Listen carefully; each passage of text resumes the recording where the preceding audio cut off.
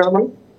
NT Ramarao స్వయంగా రెండో భార్య చేసుకున్న తర్వాత కూడా ఆమెను అంత్యక్రియలకు హాజరు కాకుండా చంద్రబాబు నాయుడు రాపలేదు చూడలేదు మన అంటున్నాం.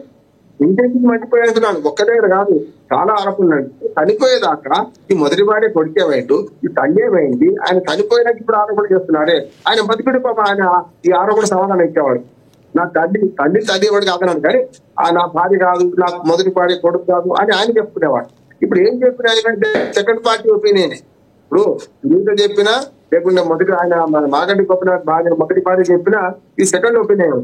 ఒకవేళ పాత రికార్డు పరిశీలిద్దాం. ఇంతకుముందు విజయాలయ గారు అన్నాడు కదా, గతంలో 3 సార్లు పోటీ చేసిండు ఆయన. మొదటిసారి తెలుగుదేశం పార్టీ నుంచి గెలిచిండు, తర్వాత ఫిరాయించిండు, తర్వాత టీఆర్ఎస్ నుంచి గెలిచిండు, 3వసారి మన టీఆర్ఎస్ వేరే పార్టీ అంటే టీఆర్ఎస్ ఒకటి కానీ అట్లా పోయి వాళ్ళు ఆల్రెడీ ఓడిపోయింది. టీఆర్ఎస్ ఎప్పుడు ఓడిపోయింది, టీఆర్ఎస్ గెలిచింది. టీఆర్ఎస్ నుంచి బీఆర్ఎస్ మార్చిన తర్వాత ఓడిపోయింది వాళ్ళు అంతా. ఓటమి పార్లమెంట్ లో ఒక్క సీట్ రాలేదు.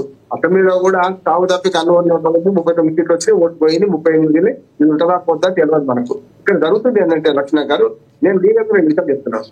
ఇది ఆరోపణ ఆయన తల్లి అదే హాస్పిటల్ ముందు నాడు చేసి ఉంటే చాలా బాగుంటుండే అంటున్నా. కేటీఆర్ మీకు చేసినా కేసీఆర్ మీకు చేసినా అది లీగల్ తెలుస్తుండే కొంత. ఇప్పుడు ఏమైందంటే గత జల చేతి బంధ అంటే ఇప్పుడు ఆమెను ఎవరో నడుపుతున్నారు. అది కాంగ్రెసా బీజేపీ లేకుంటే ఎవరో మనకు తెలుస్తలేదు నెంబర్. రెండోది ఏంటంటే ఆ మొదటి భార్య కొడుకు అప్పుడెప్పుడు అంత్యక్రియలకు సంవత్సరం అని అన్నారు కదా, చిన్న మధ్య వివాదాలు ఏం కదా నచ్చిన గారు. మనం ఒకసారి మనకు ఎవరైతే పువ్వాడు అజయ్ ఆయన ఫోన్ చేసినట్టు ఫోన్ మాట్లాడు కదా, ఖాళీ తీసుకుంటే నిజంగా ఆయనకి మనకు మొదటి భార్య కొడుకు ఎవరు ఆయన ఆరోపిస్తున్నట్టుగా అజయ్ పిఏ నుంచి కానీ ఏదైనా ఒక నెంబర్ నుంచి అక్కడ ఫోన్ చేస్తే దాన్ని పట్టుకోవడం ఈజీ కదా. వాళ్ళ టెక్నాలజీ ఎంత పెరిగింది అంటే లక్ష్మణ్ గారు, మనం ఒక సెల్ ఫోన్ ను స్విచ్ ఆఫ్ చేసి ఓ నీళ్ళ ముందర పడేసినా కూడా గుర్తించే టెక్నాలజీ వచ్చింది. వెనకట స్విచ్ ఆఫ్ చేసి దొరకపోయేవాడు, దొంగలు పారిపోతూ పట్టుకొని స్విచ్ ఆఫ్ చేసి పడేస్తే ఎవరు దొరికేది కాదు. ఇప్పుడు అట్లా కాదు. సెల్ ఫోన్ రికవర్ లో మన తెలంగాణ గవర్నమెంట్ బ్రహ్మాండంగా పనిచేస్తుంది. లక్షలాది ఫోన్లను మనం రాజు చేసి పట్టుకుంటున్నాం కదా.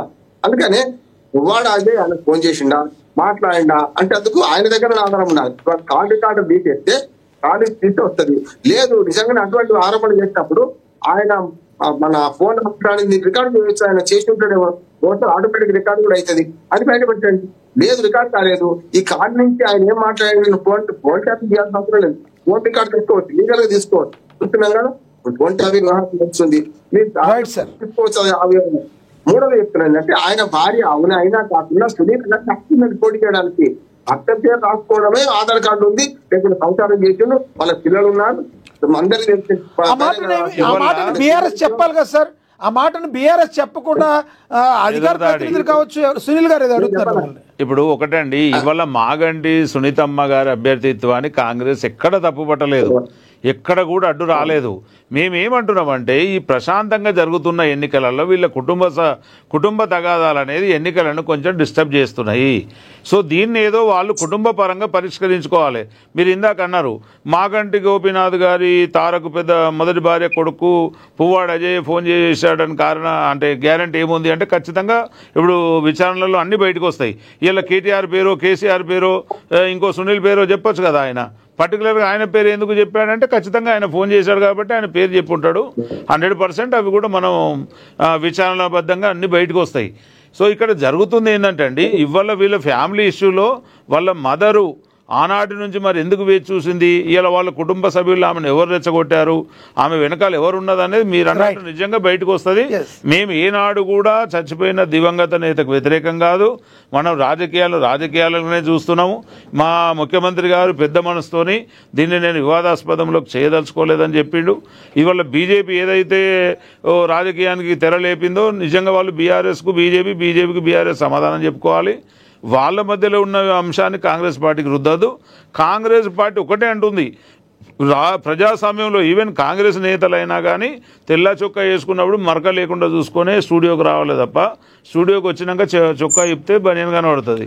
కనుక ఎవరైనా సరే రాజకీయాలలో కొంచెం విలువలను పాటించాలని కోరుకుంటున్నాం. ఒకవేళ తప్పులు అందరూ చేసినప్పటికీ కూడా దాన్ని ఇట్లాంటి ప్రజాస్వామ్యబద్ధంగా జరిగేటువంటి ఎన్నికలలో ప్రజలను డిస్టర్బెన్స్ చేసిన వాళ్ళు అవుతున్నారు. ఇవాళ చచ్చిపోయిన మాగంటి గోపీనాథ్ ఎక్కడున్నాడో కానీ వాళ్ళ ఫ్యామిలీ కొట్టుకొస్తూ ఇలా ఈ బై ఎలక్షన్లలో జూబ్లీ హిల్స్కు అంటగడుతున్నారు. కాబట్టి ఇలాంటి కుటుంబ తగాదాలు అనేవి కరెక్ట్ కావు. వాళ్ళ పరిష్కారాలు వాళ్ళు చేసుకోవాలి. మా దగ్గరకు వస్తే ప్రభుత్వ పరంగా 100% విచారణ చేసి చట్టం ప్రకారంగా ఏం చేయాలో చట్టం తన పని తాను చేసుకోబోతుందని చెప్పదలుచుకున్నాం. ఎస్, కంక్లూడ్ చేయండి రామ్మోహన్ గారు, కంక్లూడ్ చేయండి. సునీల్ గారు కరెక్ట్. ఎవరెవరు పనిచేసే బతుకు వారి సొంతం. పబ్లిక్ లో నిలబడితే ఏమైంది అంటాం మహాకృష్ణ గారు పబ్లిక్ లైఫ్ లో ఉన్నారు వాళ్ళందరూ కూడా కదా. ఎందుకని పోయిన వాళ్ళు అందరూ మంచివాళ్ళే, పోయిన వాళ్ళు తీర్పు తీసుకుని కూడా ఆశ్రయగారు. నేను ఏమంటున్నానంటే సునీల్ గారు చెప్పింది వాస్తవం. కానీ ఈ అంశాన్ని ఈ ఎన్నికల తర్వాత ఎవరైనా ప్రస్తావించడం చూడండి, అందరూ మర్చిపోతాం. ఎన్నికల కోసమే అన్ని పార్టీలు వాడుకుంటున్నాయి, ఎన్నికల తెల్లారి అందరూ మర్చిపోతారు. నేను ఎన్నికల తెల్లారి కూడా ఈ కొనసాగాలంటున్నాను. రేవంత్ రెడ్డి గారు ఒకవేళ ప్రభుత్వం ఉంది కనుక వాళ్ళ ఫిర్యాదులు సరిగ్గా సక్రమంగా చేస్తారు. సునీత గారు గెలవచ్చు ఓడవచ్చు తర్వాత సంగతి. ఈ ఎన్నికలకు అసలు దీనికి సంబంధం లేదు. కానీ ప్రైవేట్ లైఫ్ కూడా పబ్లిక్ లైఫ్ లో ఉన్న వాళ్ళు ప్రైవేట్ లైఫ్ కూడా ఖచ్చితంగా ప్రజల్లోకి వస్తుంది. సునీల్ గారు తప్పు చేసి ఇక్కడ కూర్చుంటే మీ వెనక ఏముందో మాకు తెలుస్తుంది కదా. అదే ఎవరైనా అంటారు, ఇంతకుముందు మంచి చెట్టు ఉదాహరణ బాగా చెప్పారు. చెట్టు మీద నాకు మరక పట్టి మన పెళ్లిపోయింది. అసలు అనుకుంటే అక్కడ ఆ మరకలు చూసాం, చూసుకొని తొడుక్కుని వెళ్ళిపోయినా. ఇదే అయితే ఎప్పుడైనా కూడా మనకి ఎట్లుంటే మరకలు చూస్తాం, కూడా మంచిదే కావచ్చు. సునీల్ గారు ఒక్క మాట చెప్తాను నేను. ఇప్పుడు జరగాల్సింది ఇది కాదు. ఇప్పుడు జరగాల్సింది ప్రజల సమస్య ప్రస్తావనకు రావాలి. ఏం వచ్చింది ఏం రాలేదు చెప్పిన గురజాల ఉప్పారావు గారి కన్యాశుల్కంలో జడ్జాబండి ఆయన ఏం ఆలోచన చేస్తుందో ప్రజలు ఆలోచన చేస్తుందో ఆల్రెడీ డిసైడెడ్. రేపు సాయంత్రానికి మనం మాట్లాడుతున్నాం కదా, రేపు ఇంకొక గంట అంటే 25 గంటలు ఉంది ఇప్పటి ప్రచారం. పోతే ఇప్పుడు 12 గంటల ప్రచారం ఉంటుంది, అయిపోతుంది ప్రచారం. కేల్ కథ దుకాణం తాను. ఎల్లుండి పోలింగ్ జరగబోతుంది. 2 రోజుల తర్వాత 14 వెళ్ళిపోతుంది. కానీ 14 తర్వాత కూడా ఆ తల్లి ఆవేదన అర్థం చేసుకోవాలి. మొదటి